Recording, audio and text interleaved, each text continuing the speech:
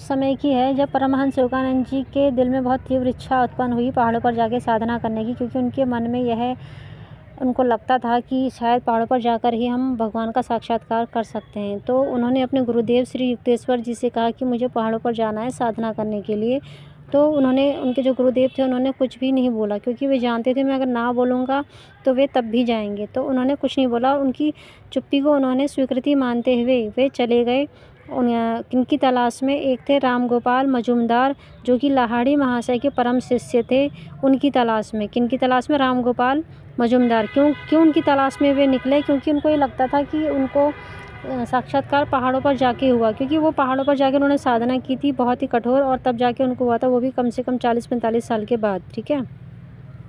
But जब वो उनके पास पहुँचे, किनके पास? राम गोपाल मजूमदार जी के पास, तो उन्होंने उनसे क्या कहा? तुम अपने गुरुदेव से भाग रहे हो? तुम्हारे गुरुदेव के पास वह सब कुछ है जो तुम्हें चाहिए। तुम्हें किसी पहाड़ों पर जाने की ज़रूरत नहीं है।